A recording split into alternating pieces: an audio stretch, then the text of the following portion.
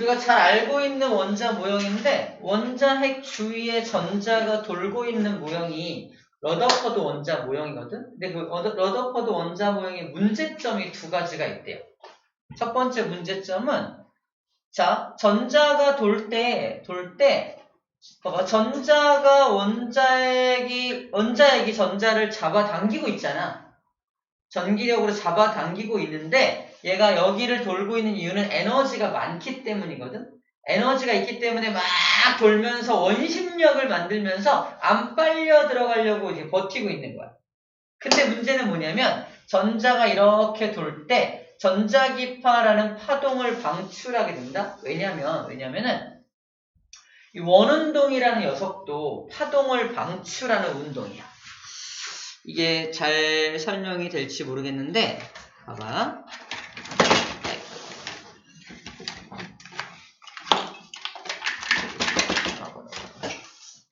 잠깐만요.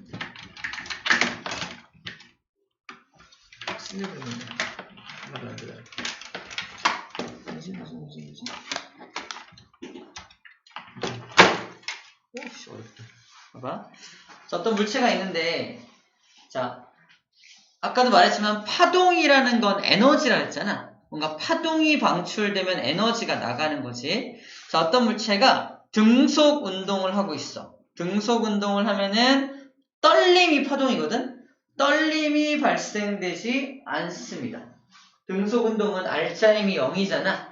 떨림 발생하지 않는데 가속도 운동은 속도가 변하는 거잖아. 이렇게 변하면 떨림이 발생이 됩니다. 속도가 막 빨라졌다 느렸다 이렇게 하면은 파동이 발생되고 있죠. 그래서 가속도 운동은 파동이 발생이 돼. 자, 그러면 원운동은 파동이 발생되는지 안 되는지 봐봐. 원운동이 파동이 생기는 것 같아, 안 생기는 것 같아? 생기는 것 같아.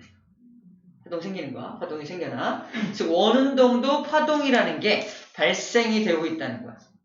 다시 말해서 파동은 에너지죠. 에너지를 내뿜고 있다는 거지. 이게 전자기학을 연구했던 학자들이 러더퍼드가 제시한 원자 모형을 놓고 딱 보니까 전자가 원운동한다고? 그럼 파동을 발생시킬 텐데 파동은 에너지잖아. 에너지를 발생시키면 전자가 에너지를 발생시키면 전자의 에너지는 줄어들겠네. 에너지 보존 법칙에 의해서. 전자가 에너지가 부족해지면 자꾸 어디로 빨려 들어갈 수밖에 없다? 이 원자 핵 안으로 빨려 들어갈 수밖에 없겠네. 그럼 이 원자는 유지될 수 없는 거 아니야? 다른 말로 원자의 안정성을 설명할 수가 없다는 겁니다. 이거 어떻게 해결할 거야? 러더퍼드는 설명을 못해요. 못합니다. 자, 이런 문제점에 대해서 러더퍼드는 설명을 못해요. 그러네요. 진짜 빨려 들어가면서 에너지를 방출하겠네요. 두 번째, 빨려 들어가면서 에너지를 방출할 때 그 에너지가 아주 연속적인 파동으로 방출되기 때문에 이 모형이 맞다면 이 전자가 안으로 빨려 들어가면서 방출하는 에너지를 모두 더하면은 연속 스펙트럼의 형태로 쭉 나와야 돼. 실제로 실험을 해보면 무슨 스펙트럼이 나오냐면은 선 스펙트럼의 모습이 나옵니다. 이것도 맞지 않아. 이상하다. 두 가지야. 자, 전자의 회전 반지름이 감소되면서 연속적인 파장의 빛을 방출하므로 실제 기체가 방출하는 빛의 불연속적인 선 스펙트럼을 설명하지 못한다. 그러니까 학자들은 이 이론이 맞다면 연속 스펙트럼이 나와야 되는데 이 전자기파를 다 모으면은 연속이 나와야 돼. 무지갯빛이 나와야 돼. 근데 선 스펙트럼의 모습을 나타내는 것을 설명을 못했다는 겁니다. 러더퍼드도 이걸 설명하지 못해요. 자, 이것을 러더퍼드 원자 모형의 문제점이라고 해요. 이걸 모두 해결할 수 있는 새로운 원자 모형의 필요성이 생긴다는 겁니다. 그 다음 러더퍼드 다음에 대두되는 나타나는 원자 모형이 바로 보어의 원자 모형이야. 자, 지금부터 러더퍼드는 이런 문제가 있으니까 그 다음 보어의 원자 모형을 지금부터 보게 될 겁니다. 바로 이게 보어의 원자 모형이야. 방금 봤던 러더퍼드랑 무슨 차이가 있냐면 껍질이라는 개념을 제시해요. 첫 번째 껍질, 두 번째 껍질, 세 번째 껍질, 이런 껍질의 개념을 제시를 해서 전자가 껍질 사이를 왔다 갔다 할 때 에너지를 흡수하거나 방출할 수 있다라고 설명을 하는 겁니다. 자, 이 껍질 모형을 가지고는 방금 문제점들을 모두 해결해낼 수 있다라고만 일단 생각하면 돼요. 문제점을 모두 해결할 수 있다. 문제점을 해결할 수 있는 모형을 이렇게 껍질 모형으로 제시를 하게 됩니다. 자, 그때 우리 껍질에 대한 이해를 좀 할게요. 첫 번째 껍질을 n equal 1이라고 표현해요. 첫 번째 껍질. 두 번째 껍질은 n equal 2가 되겠네요. 세 번째 껍질은 n equal 3이 되겠죠. 여기 써있진 않은데 첫 번째 껍질을 다른 말로 무슨 껍질? K 껍질이라고 하고요. 두 번째 껍질을 L 껍질, 세 번째 껍질을 M 껍질이라고 합니다. 첫 번째 껍질을 왜 K 껍질이라고 했는지 알아요?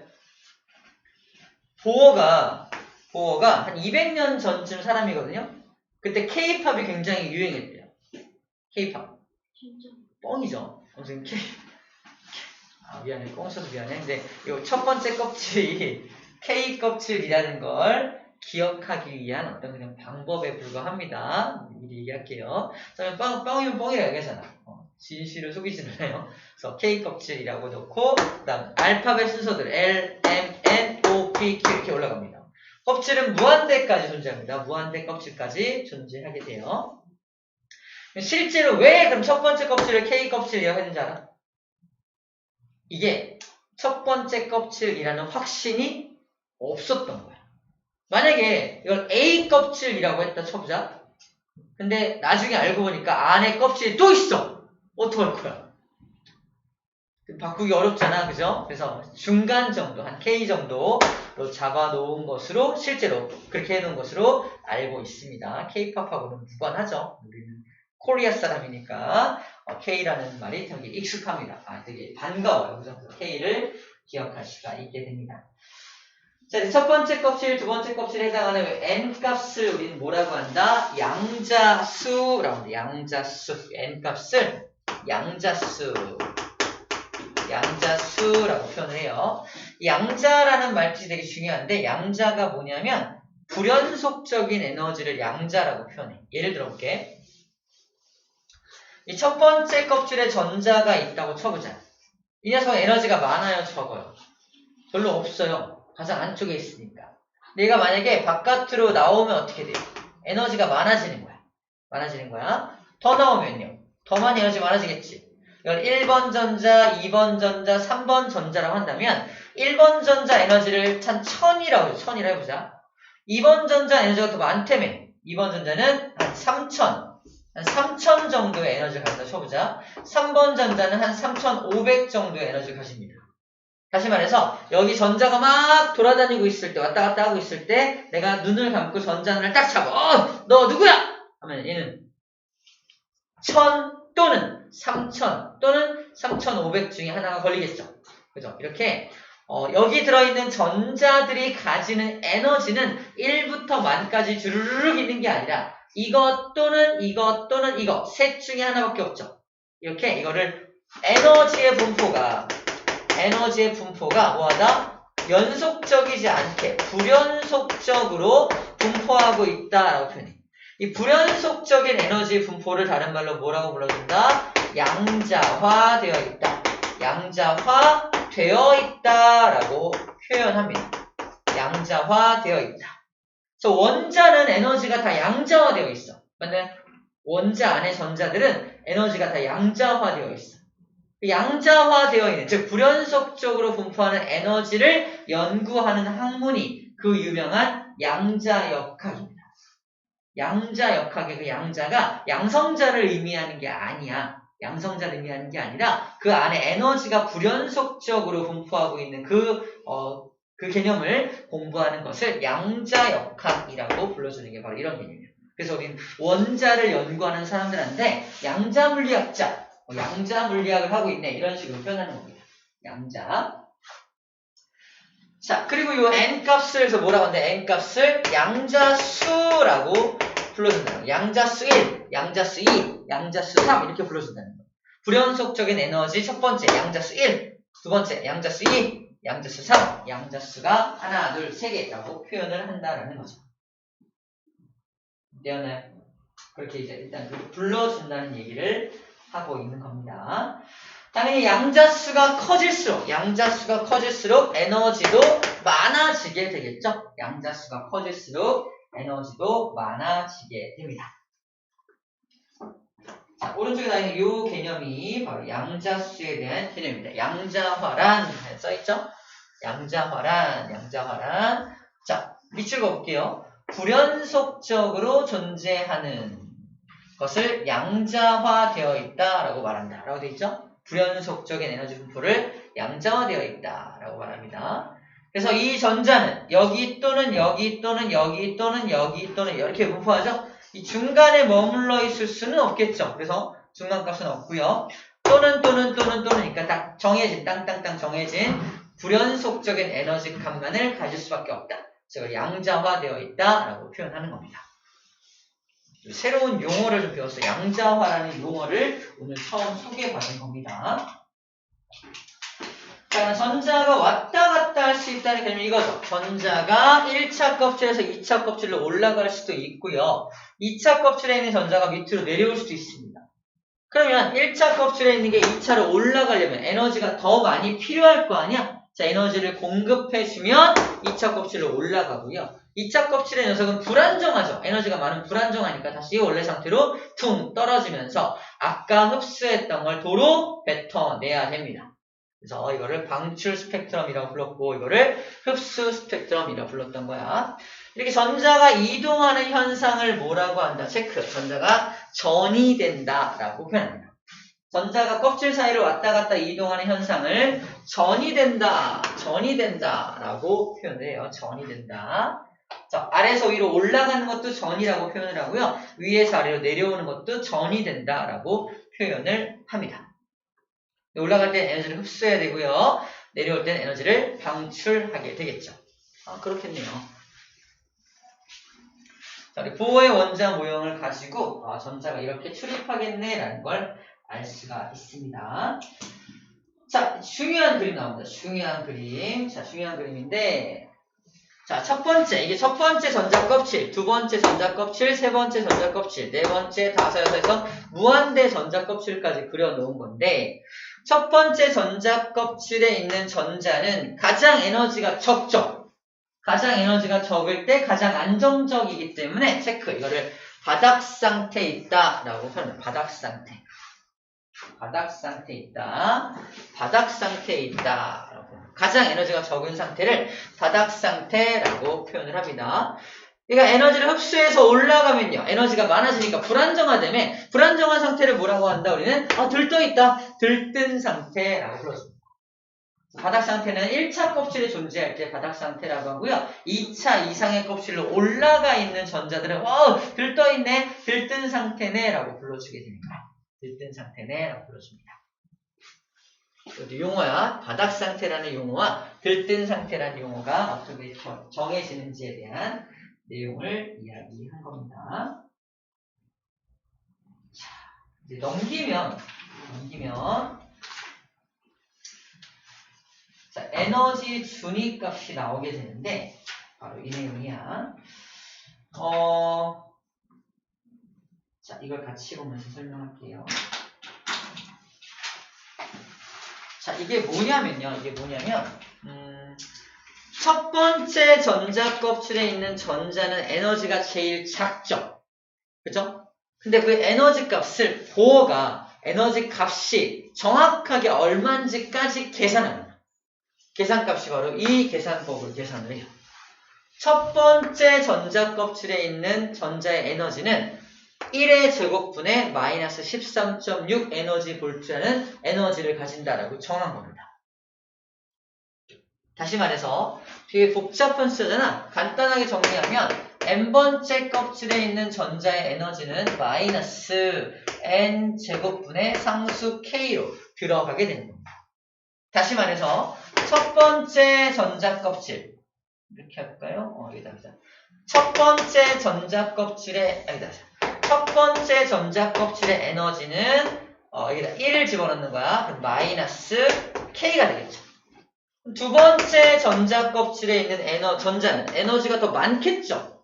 얼마나 많냐? 여기다 2를 집어넣어봐. 얼마 나와? 마이너스 4분의 K 나오죠. 그래서 여기는 마이너스 4분의 1K가 나옵니다. 문제. 마이너스 K하고 마이너스 4분의 1K 중에 누가 더 큰 값이야? 마이너스 4분의 1이 더 큰 값이죠? 큰 값입니다. 훨씬 더 큰 값이 됩니다. 점점 에너지가 많아지고 있는 걸 보여주는 거야. 그럼 무한대까지 가면, 내가 무한대까지 가게 되면 에너지가 얼마 나와? 이거 무한대 넣어봐. 0 나오죠? 그래서 가장 많은 에너지를 뭐라고 한다? 우리는 0이라고 표현하는 거. 또 나왔습니다. 그죠? 가장 많은 에너지가 0이기 때문에. 가장 많은 에너지가 0이기 때문에 그 아래 값은 마이너스 값을 가질 수밖에 없다. 이 값을 정확하게 구해낸 사람도 누구다? 보호라는 사람이 이것까지 알아낸 겁니다. 그래서 이 공식을 통해서 각 전자 껍질마다 전자들의 에너지가 얼마인지도 구할 수 있다라는 게 첫 번째 포인트고요. 자, 두 번째는 뭐냐면 바로 이 표인데 차차 외워질 겁니다. 이거는 크게 신경 안 써도 돼요. 자, 잘 봐. 이거 이해하는 부분이야.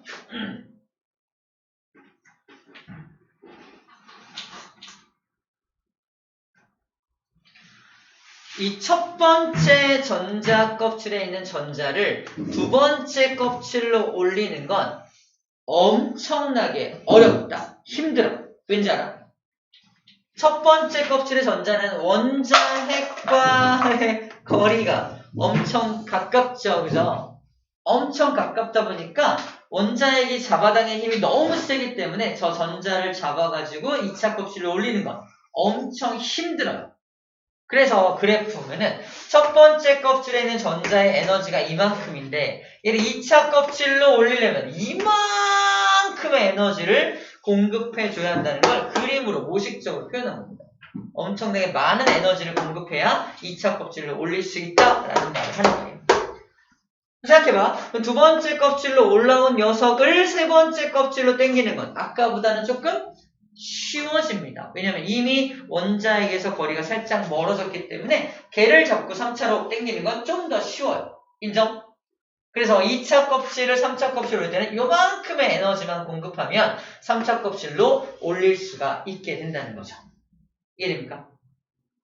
3차는 4차 올리는 건 더 쉽겠죠? 더 쉽겠죠? 점점 이 간격이 좁아지는 거. 보입니까? 그래서 1차를 2차 올릴 때는 엄청 힘들지만 점점 점점 쉬워지는 겁니다. 원자핵에서 거리가 점점 멀어지니까. 이거 무슨 그래프인지 알겠어요? 그러다 보니까, 자, 이제 이 그림하고 연결할 거야. 그러다 보니까 올라가서 들떠있는 전자들이, 잘 봐. 올라가서 들떠있는 전자, 2차 껍질의 전자, 3차 껍질의 전자, 4차 껍질에 있는 전자들이 1차 껍질로 퉁 떨어진다면 어마어마한 에너지를 방출하겠죠.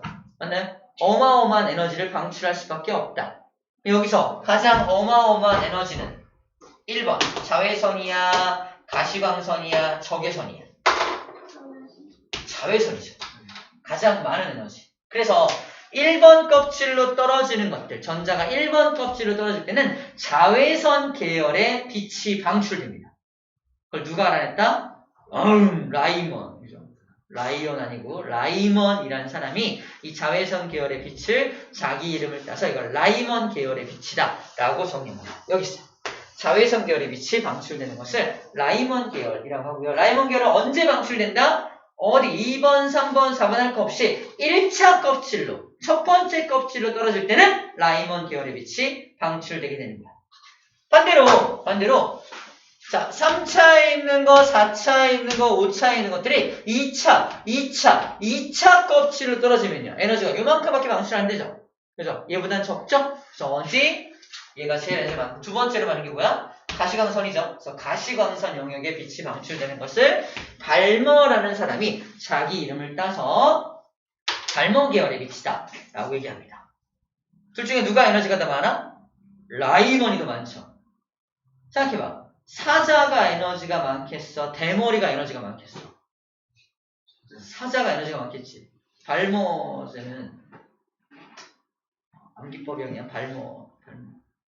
쌤은 필요 없겠죠, 발모제가. 발모는 대머리이기 때문에 발모보다는 사자가 에너지가 더 많은 겁니다. 아무튼 발모 계열보다는 라이몬 계열이 에너지가 많다는 걸 기억하는 방법이야. 세 번째는요.